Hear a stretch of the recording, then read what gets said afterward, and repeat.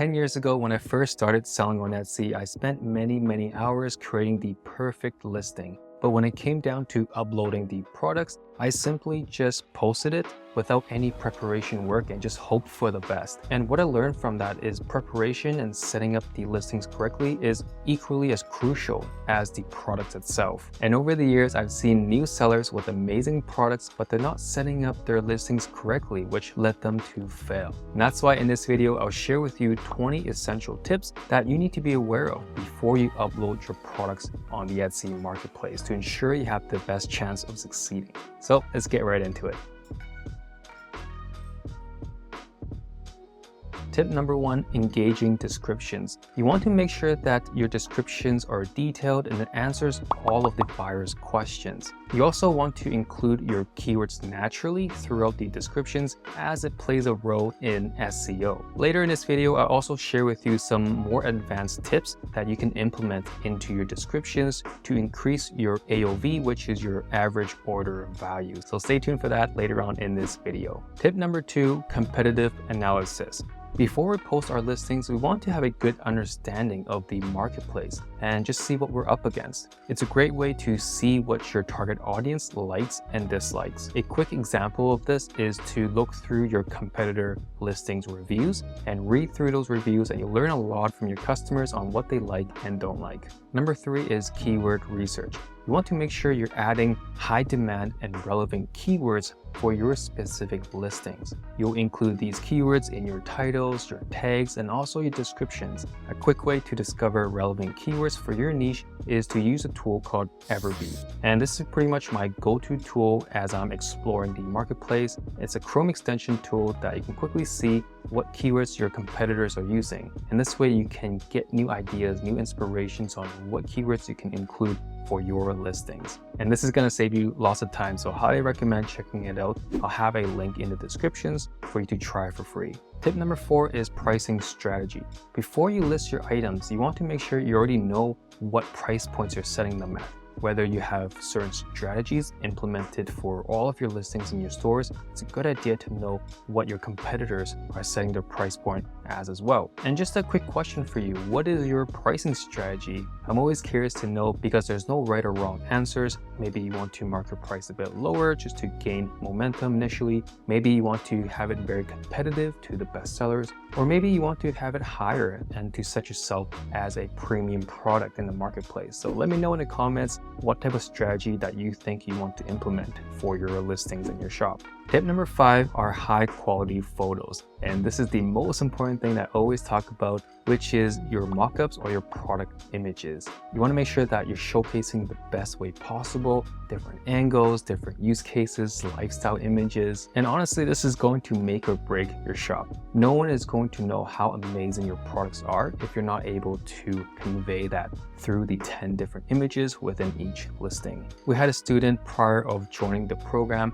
They had a shop that was doing pretty well, but once they were able to discover how we like to create our images, our mockups, and how we're able to create a storyline to guide the buyer through that journey, they were able to double their CTR. And in case you don't know, CTR is click-through rate, which is the amount of time someone sees your image on the search page, which are impressions, and the amount of times that they click on your actual listings. And based on the relationship between the impressions on the search page and the clicks on your listing, that will give you your CTR, which is the click-through rate. And this is something you can track if you go into your Etsy Manager dashboard or when you're running through ads, but that's a whole nother conversation that you can check out from my other videos. So if you're enjoying it, make sure to subscribe and hit the bell notification so you always know when I'm coming up with new videos and new tutorials if you want to learn more about how to successfully sell on Etsy. Tip number 6, optimize titles. A lot of people make the mistakes of turning their titles into descriptions, and you definitely don't want to do that. You want to just add searchable keywords in the titles itself. So here's an example of a title that you do not want to do because you're using way too many filler words, which is custom affirmation cards with 15 custom designs. Select your design and create your own affirmation, right? So that is pretty much a description. What you want to do is something like this: positive affirmation cards, comma, mindfulness cards, comma, affirmation cards, comma, therapy worksheets, and so on and so forth, right? So you just breaking it down into different searchable keywords that buyers might be using when they're trying to find your product. Tip number 7, bonus item. If you're selling digital products, it's very easy to implement some type of bonus item within each of your listings. Since they're digital, you can just create it once and you can distribute that same free item for all of your listings or even within your shop. And that can greatly increase the perceived value of your listings, which will lead to more sales and more conversions compared to competitors who don't include anything for free. So something to think about: what is an item that you can include in your listings in your shop that's relevant for those products and for your buyers that will intrigue them. Tip number 8, SEO friendly tags. When it comes down to tags, it's quite similar to how you would lay out your titles. I will include a video somewhere here so you can check out to learn more about keywords and SEO so you have a good understanding of it.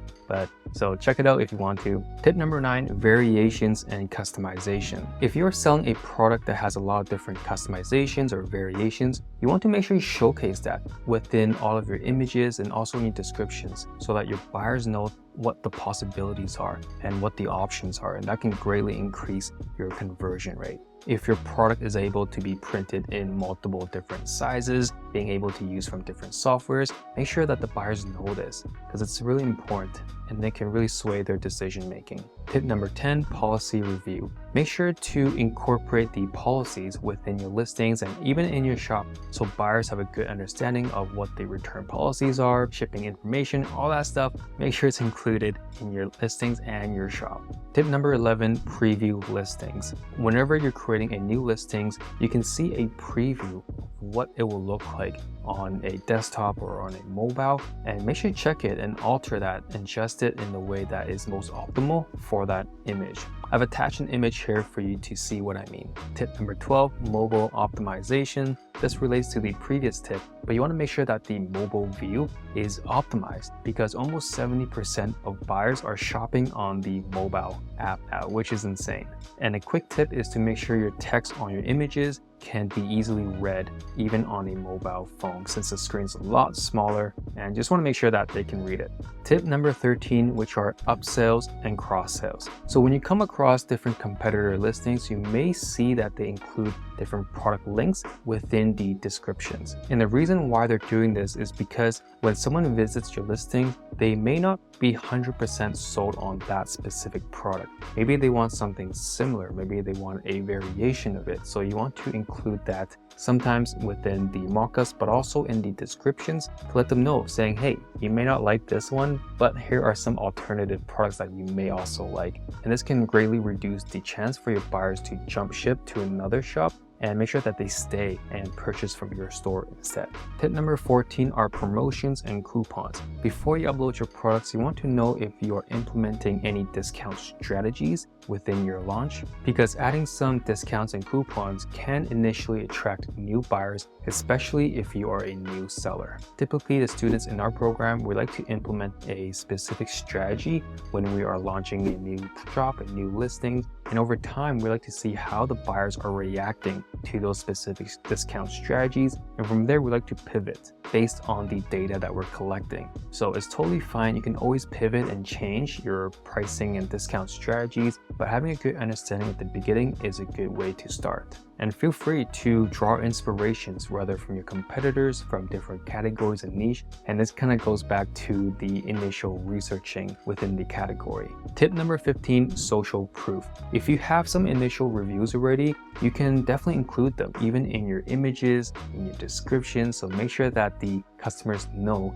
that you have some type of social proof if you have it. If you don't, that's totally fine to start as well. Tip number 16, brand consistency. This is yet another very important one. As you can tell already, I'm all about the visuals for your listings in the shop. And this is one of the most important one, is to stay consistent in everything that you do within your listings products in your shop. Make sure the tone of voice is the same, make sure the color palettes are all cohesive, all consistent, and that can really help gain trust for buyers to purchase from your shop. Tip number 17, upload file preparation. Make sure when you're uploading your files that they are the correct ones. Many years ago when I first started, I was uploading so many different listings, and sometimes I got them mixed up and I was uploading the wrong ones for the wrong listings. And after some buyers purchased it, they gave me some pretty terrible reviews, but honestly, it was my fault for not double checking. So make sure you know when you're uploading your files that it is the correct ones and everything is perfect. Tip number 18, video listings. Now, this tip is optional. You don't have to add videos, but once you have built a product or a shop that has seen consistent sales, then you may want to incorporate a video aspect to your listings. It can help drive more eyeballs to your listings and help better conversion. But again, if you don't want to deal with that right now, it's not recommended. A lot of times when I start a new shop or when our students start a new shop, we don't even do listings. It's only afterwards when we want to optimize it. Tip number 19, customer engagements. Plan how you want to engage with your customers after the purchase. So whether it's setting up a post-purchase message, maybe you want to do some follow-up email sequences, getting set up with Everbee, which is amazing, or finding other ways to request for reviews and create that relationship with the buyers. Something else I like to do is add additional files when I'm uploading them. So when they're purchasing it, when they're downloading it, maybe you're providing some stories, maybe you're providing some call to actions for social media channels, right? Whatever it may be, can really help engage with the customers so they can remember your shop and your products more, and possibly they can be repeat customers after. Tip number 20, which is the last one, final checks. Make sure to do a final run through whenever you launch a new product. Make sure there's no spelling mistakes, no errors, no typos, and that all the images are correct, the upload files are correct. Make sure that the keywords are relevant to the listings. But honestly, don't feel overwhelmed. This may seem like a lot of information, but once you go through this process once, every single time that you list a new product gets faster and faster. A lot of them you just duplicate it anyways, but it's only the initial listing that you launch that you have to prep all of this. And that's it for this video. Hopefully you like this kind of more faster paced content where I'm sharing a lot of different tips. And again, subscribe if you haven't already, hit that bell notification so you're always aware whenever we release new videos. And if you're also interested, you can check out our free masterclass, which is an in-depth webinar where I show you the 4 steps of launching your shop, from the researching phase, from the product creation phase, the mock-ups, setting up your shop, optimizing it there. I also give a lot of examples of mistakes that I made in the past, things that can help benefit you when you launch your shop. So it's all down there, check it out, and hopefully enjoy this video. I'll see you in the next one.